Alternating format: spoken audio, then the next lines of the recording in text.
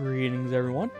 This is LiminalityCarb, and it is time for us to finally head to Moonlight Ravine. As I showed previously, Moonlight Ravine is just to the northwest of Atai. We've got some people here to talk to. I'm not used to seeing so many people here. They're not so bad, but I really wish they'd get off the dock. That thing's not built to handle so much weight. No, I built it. Yeah, that's fair. Oh, how noisy it's become. This was supposed to be my peaceful place. Couldn't the Ouroboros have picked something less inconvenient to destroy? Now we have all these annoying visitors dawdling about. But you're cool. Good save there. What do you all have to say? I gotta get home to Dea. I figured if I couldn't use the bridge, I'd go through the ravine. Unfortunately, everyone else had the same idea. I'd swim across myself, but even the lifesavers are sold out. Alright, what about you, standing up top? If you're in a hurry, it's possible to swim across the ravine yourself. The water is calm around this area, so you won't get swept away by the current. But if you can't swim at all, definitely get a lifesaver. Yeah, that's basically a hint as to why we couldn't go through here before. The shop here sells lifesavers. You should check if they still have any. No, they only have a mock version made of lead we found. I'm not particularly in a hurry to return to Dea. I'm just trying to escape the heat. Gosh, this place is beautiful. I could see myself settling down here. Of course, I'd have to save up first. Maybe in 10 years I could do it. Yeah, that kind of hits. That kind of hits a little bit. I just know the Ouroboros bandit destroyed the bridge to spite me. I cut him in line once and he never got over it. And now I must wait in line. How fitting his vengeance. Well played, Mr. Bandit. Well played. I don't think it was to spite you, as we, it was Birdie, let's be honest. My mom's paranoid. The heat must have gotten to her. We're going home pronto. This line is dreadful. Dear, do something. I am. I'm waiting in line.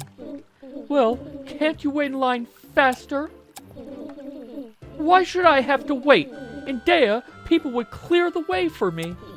It's because you're so charming, dear. Okay. I received word of an emergency in Dea. I was ready to return, but then I received a new communication saying everything was just fine. I swear, headquarters can't make up their minds sometimes. Even if I wanted to return now, I'd have to swim back. Alright, well, clearly everything's fine in Dea. There's nothing to worry about at all. Ooh, look at the size of this crowd. One ferry ride, please.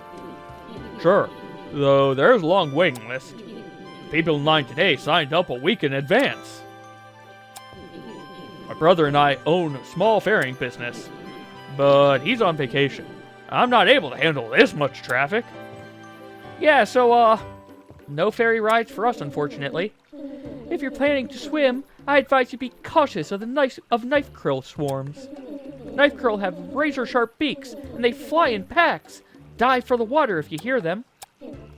Oh, but in the water you might encounter the dreaded firefish. They spit fire and charge at intruders. It's mating season, so they're very territorial.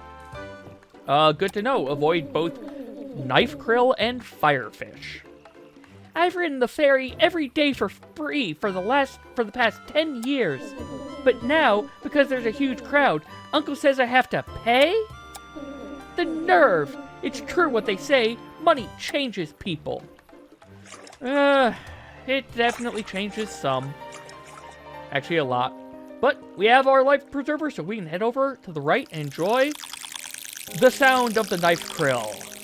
And also the very serene music that is here. Also, if you notice above here, it's a fruit that's very similar to a doki fruit, only it doesn't have spikes and doesn't hurt us. But just like a doki fruit, we can beat it open and we actually get a Loon Fruit. We are going to want 2 of these for an upcoming side quest that we'll be doing later. But let's go ahead and pick them up now. Also, if you haven't realized by now, it takes stamina to jump out of water. You're going to become very used to that fact as you go through this area. Oh, and you cannot duck and attack like I just tried to do there. But let's talk to this guy up here. If I die from this height, I can reach the Sunken Treasures below. I'm just working up the courage right now. Alright. Well, as he said, there are Sunken Treasures below. Which, in this... well, I missed it entirely. In this case, is the kelp down there. There's going to be kelp throughout the bottom of this area. And it's just a healing item, really. But, more importantly, we can fall down here. And if I aimed it properly... let's actually try this again. Jump, go to the right enough, get under here like we did back at the Ouroboros lair, and now we can get that treasure. Why did I say get? I don't know. But we got that treasure. It was, you know, nice little bit of Rin, which we are going to need. We're getting close to another shopping section. Also, you cannot attack while in water, but you can jump and try to air attack before you land. Which, get used to doing that for in here. There's going to be things in a bit that we are going to want to do that too. Now down here, we can get over under this, but we can't go under all the way, unfortunately. But that's fine. As long as you actually pay attention to that spider, we can just walk right on over. But there's also something up in those pots that we want. So we need to go ahead and make our way. Also, that big fish is the firefish, as evidenced by the fact that it's now shooting fireballs at us. They're annoying. But anyway, over here, we get a moonstone. And now, let's see if we can deal with this annoying firefish. Which, as I said... oh, ow. Basically, to deal with them, jump, attack. And try to dodge their doing that to you. If you're lucky, they get close enough and you can do that to them. Unfortunately, they can clip through walls that you can't. There we go. We killed it. And killing it gets us... killing it gets us... 2 prime fish fillets. Which, honestly, it's just a stronger fish fillet. It sells for more, heals for more, and can be cooked to heal for even more. And we are probably going to end up consuming them raw. And I need to pay attention to above me because I'm going to keep on running into the obvious spiders. Over to the left there is another item that we want to pick up. To get it, though, we kind of have to time our bomb explosion because, as we've shown before, if the bombs hit water, the fuse fizzles. But, time that first block correctly, just stand here and tank the hit, and we can't pick up that Lunar Crown until we eat this honey bun. And now we've got that Lunar Crown, which is yet another Lunar Artifact. We will actually be dealing with those Lunar Artifacts finally in this episode. Good timing. Listen, you don't know me, but I need your help. Can you please bring me some chocolate? I'll pay it back double. Honey, who's this? Just one of the helpers for our very important date. Aw, you're so sweet. Let me tip her. Let's wait until she actually helps first. Awesome, you already brought it. So yeah, I actually, in between the last 2 episodes, I went to Rhodes Checkpoint. There you can buy 3 boxes of chocolate. If you have it in your inventory when you talk to them, you will immediately get this. If you don't have it, you can always come back later and give it to them at a later point. Awesome, you already brought it. You're a lifesaver. And we got 30 Rin, which 1 chocolate for 30 Rin, I think I bought 3 for 36. Technically it's a loss, but I still have some chocolate. Hey, here you go, honey. Surprise. Yay, chocolate. Is that all? There's more coming, right? More? Right, of course. That was just the beginning. Listen, I need your help again. Get me something my girlfriend will like. Maybe a piece of jewelry or something? Girls like that, right? My boyfriend is so sweet. He suggested we take a lovely cruise for our first year anniversary. He tried to pretend that it was just a regular fishing trip, but I see through his tricks. I think I'll ask the big question soon. So, yeah. He just wants to make her happy and get a ring. She's obviously going to take that as a proposal. I guess comedy ensues? Also, we can't get to it yet, but just to highlight it, since it was up there, there's a moonstone in the pot up there. We have to jump on the branches up there to get it, and start on that upper area. However, I do not believe we are able to actually do that. Even with bomb jumping, I don't think we'll be able to get the height, but I'm going to give it a shot. Nope, just barely do not make it. If I had one more item to be able to put those on, I could probably do it. But we will get that actually when intended, unlike half the stuff we got last episode. Instead, okay, whatever, Rock Toad Leg, we will go ahead and try to blow up these blocks. Again, it's a time... That was badly timed. It is a timing, and that is the same exact time. It is both a timing and spacing thing for this one. Alright, got that one. And that should be good for there. Now, getting in there is a little bit tricky. You kind of have to just have the correct jump angle. So, run, jump, and oh, I got it. And we got there was 30 written in there plus the 3 from the box. Also, there is another item over there. Unfortunately, there were blocks that we can't destroy yet because they are partially in the water and they are deep in the water. We will need a projectile explosion to be able to deal with those. Even though we can't deal with that, we can actually see this spider and go to the next screen, which has even more stuff for us, such as another firefish that I'm going to try to ignore, more knife krill, which I haven't mentioned this, but every time you kill knife krill, they drop a raw knife krill, which, again, it's more food, not bad. I don't remember what it cooks into, though. Also, down there is another lunar artifact. Unfortunately, we can't get that lunar artifact until we can get up over here. And we, again, need a new item to be able to get up that. So instead, we're going to get knocked into everything, but also get a glimpse of... Ow.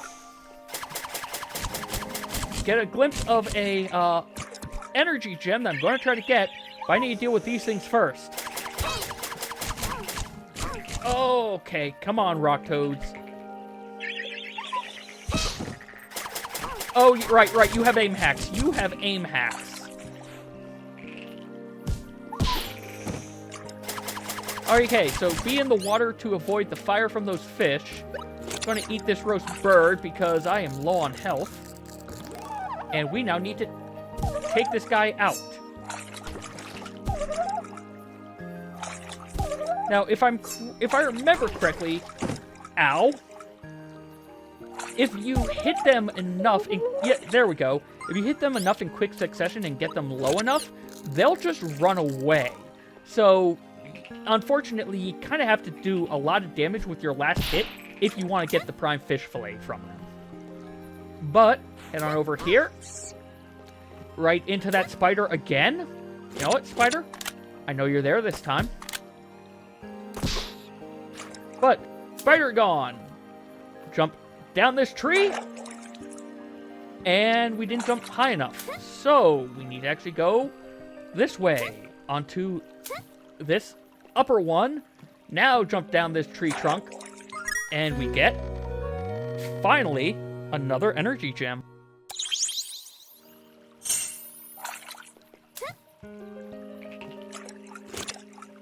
All right.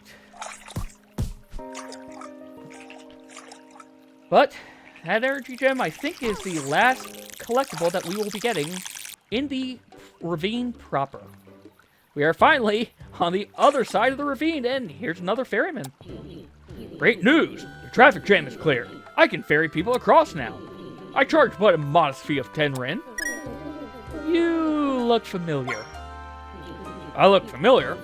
Ah, you must be thinking of my brother. We're twins. I hastily returned from vacation when I heard of the situation. Where there's profit to be made and customers to satisfy, there shall I be. So, we can talk to him to get a basically free ride back to the other side of the docks, which is kind of nice. Also, one thing to show off down here is there is a glowing fish. We will not be able to get that fish this episode because I need more max stamina than I have.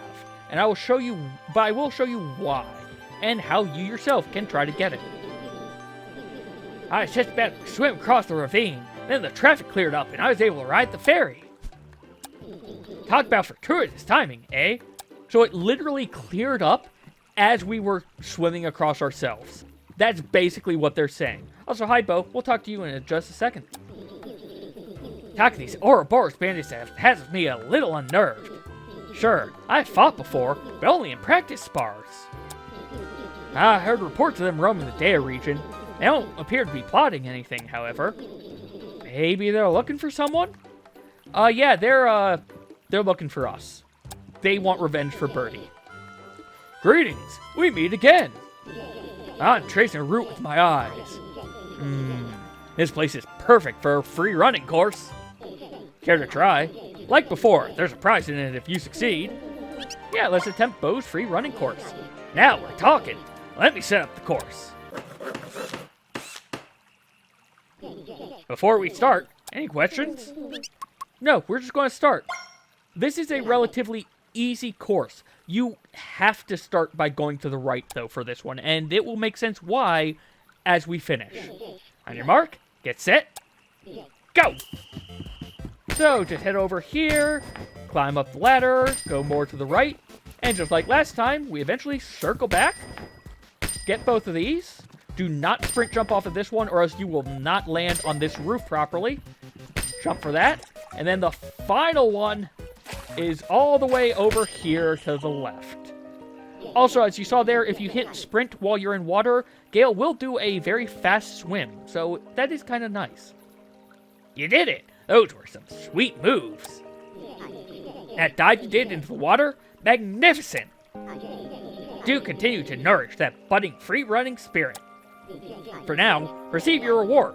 It was well earned, and we get another 40 rin from Bo. I'm sure someone was watching and felt inspired by your moves today. My job here is complete. I go now to stake out the next course. I'm thinking a big city next. Yep, so we will next find him in a city. We already talked to you, Bo.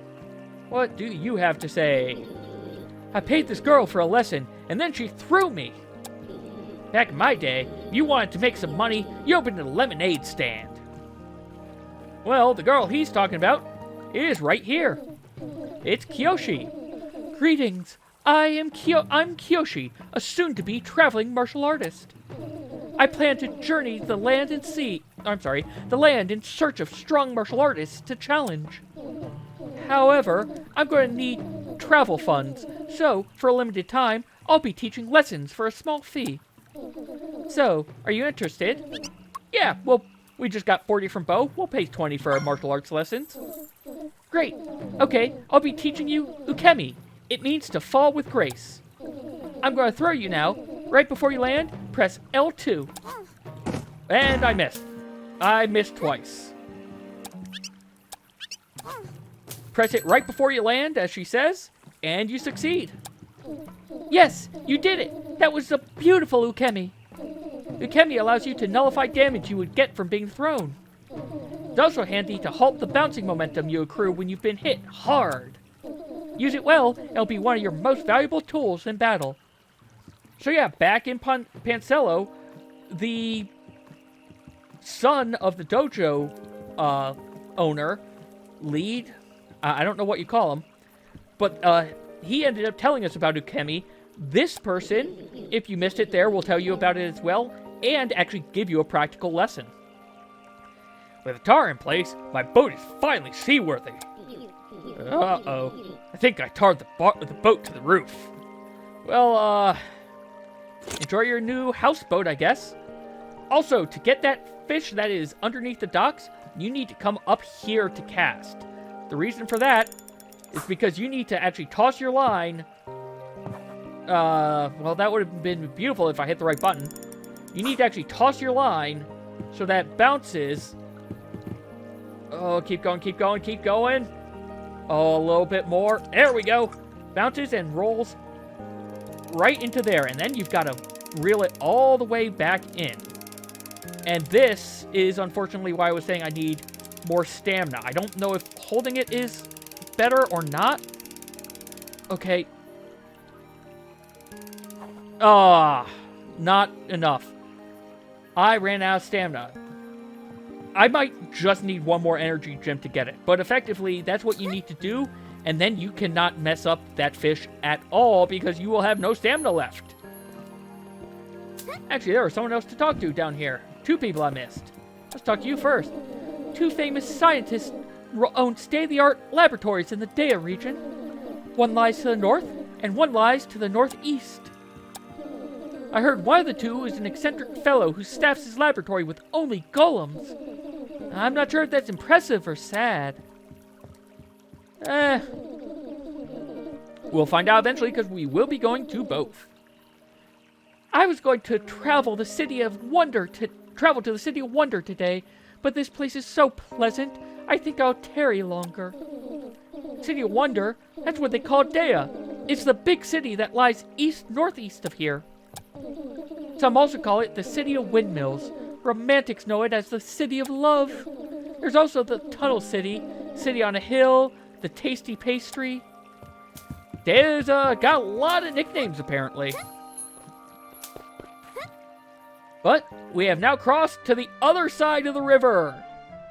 Now, Thomas's lab is up here to the left, but we are going to make a quick detour first. We are actually going to come all the way down to here, because this antique shop will finally let us deal with all of these lunar artifacts and give us inventory space back. You don't understand. You're the chosen one. No thanks. I think I'll let myself out now. Well, there he goes. Huh, maybe that was a little too strong. You! I sense a great potential in you. Treasure hunting potential. But I get ahead of myself.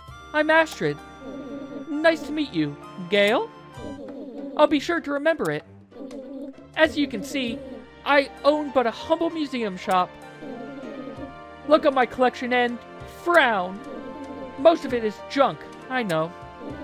But lately, I've caught the trail of some things that may be valuable, worthy of preservation. They're known as the Lunar Artifacts. Would you like to hear more about them? Yes, I would. I felt that you would. Okay, hear this. Throughout the world and throughout time, people have expressed a love for lunar gems. And not just one people, but all peoples, even monster kind. They loved lunar gems to such a degree that they have immortalized it in their art and culture. Lunar gems are used in national treasures, coronation ceremonies, hats. The appeal of lunar gems is universal, like laughter. If I were to open a lunar artifact art exhibit, it would really draw crowds, make lots of money. But more importantly, the lunar artifacts are closely entwined with our history. They are our heritage. They must be preserved for future generations. I already have investors interested in funding the project. Now I need to procure more lunar artifacts. I've already got 3. Behold! This one comes from cliffside ruins of Talon, located to the far west. This one I discovered half submerged in the igneous rock of Darugarn. And this one I made myself. Even I haven't decided to partake in this historic art. Of course, you can't make an exhibit with just 3 lunar artifacts. And that's where you come in. I sense great treasure hunting potential in you. Find me some lunar artifacts, and I will see you rewarded. How about it, partner? I'll see what I can do. Yay! If you find any lunar artifacts, bring them to me. I'll match or beat whatever price the recycler might give you for them. I'll toss in a few rewards, too. So yeah, we now can give Astrid all of these lunar artifacts. Good to see you again. Well, let's submit this one. Oh, let's take a look. Ah, an Ouroboros compass. It's so beautiful. Such expert craftsmanship. Notice how the compass doesn't point north? Legends say that when the Ouroboros decide to move, their leader would consult a special compass. And it would show them the way to their new home. Wherever it pointed, there they would go. And they did this without fail, even if it took them to an inhospitable wasteland. It's a weird legend, but it could explain why the Ouroboros are in such an odd place. I'm tempted to test the device, but legends also say that if an outsider used the compass, it would lead them to certain doom. Which is why I'll have my partner test it. When he gets back from wherever. Can I take this one off your hands for 40 Rin? Yes. Excellent. I'll hand you your money now. Please continue to bring me any more artifacts you find. So, along with paying you money and giving you information about the artifacts, Astrid will eventually give you rewards based off of hitting certain completion tiers. So, let's submit the Lunar Drake next. Ah, a gold-plated Drake figure. Clearly, this can be traced back to the Ouroboros tribe. The sharp, blunted spikes tell me that this was actually a throwing projectile. It must have seen lots of use. I hypothesize that this was probably the precursor to the throwing stars their warriors use today. Shall we test the hypothesis? Weaker than I thought. This must have been the starter weapon. For children. Yes, deduction skills +10. Let me write that down. Ah, an Anuri action figure. You heard correctly. This is a toy. If I'm correct, and I am, there's a little button on the back that, when pressed... Neat, it still works. It makes a neat little croaking sound. Sorry, these things are really addictive. Indeed, when you think of the Anuri, you think of something distant. They lived in a period that precedes our awakening by at least a few decades. They ate weird stuff, and they spent half their lives submerged underwater. So we're worlds apart, and yet this toy makes them feel familiar. It tells us that they were just like us. They made toys for their kids just as we did. If we met today, we could probably bond over our mutual love of action figures. Ah, an Anuri urn! It's quite brave of you to explore possibly accursed ruins. You didn't know? Let me tell you what we know of the Anuri. They were created by our ancestors, likely as an expendable fighting force. After the Great War came the Big Sleep, as my colleagues and I like to call it. In those brief centuries, whilst our ancestors slumbered, the Anuri proliferated. They built grand, shining temples and developed their own art and culture. And then suddenly, without rhyme or reason, they perished. Their extinction continues to be a subject of much debate among the scholarly community. People who delve into their ruins to investigate their mysteries soon report meeting with a string of misfortune. That has led some to say that Anuri Temple is cursed, haunted even. So this urn, if I'm correct, is full of the ashes of their vengeful dead. Nothing inside. Guess we got lucky. This time. And we're going to give Astrid one final item. Oh! And we got ourselves an energy gem because we have given Astrid 4 of them so far. Alright, last thing. This is a merfolk crown. You know, there's much debate about whether or not merfolk really exist. Unlike the Inuri, whose existence is clearly evident, merfolk have never been found, dead or alive. Some say merfolk left the shallow rivers for oceans deep. Others say an old ravine local, I'm probably reading that wrong, carved the artifacts in, local to Moonlight Ravine. Carved the artifacts in order to attract tourists. Oh, if there is but that one artifact that could conclusively prove the merfolk's existence. Personally, I'm in the believe camp. Look closely at this crown, for instance. The creator didn't use any regular old shell. This shell comes from a very rare deep sea species of nautilus. If you had such a rarity, you wouldn't go spending it on some hoax. Well, I suppose it's possible a really dedicated individual could. Bah! It's real, I tell you! I want to believe! And with that, we have given Astrid 5 lunar artifacts, and we have 5 inventory slots free again. And we shall be ending things here for today. Next time, we're going to head on over to Thomas's laboratory and finally see if he can help us with this golem head. As always, thank you all very much for watching, and take care.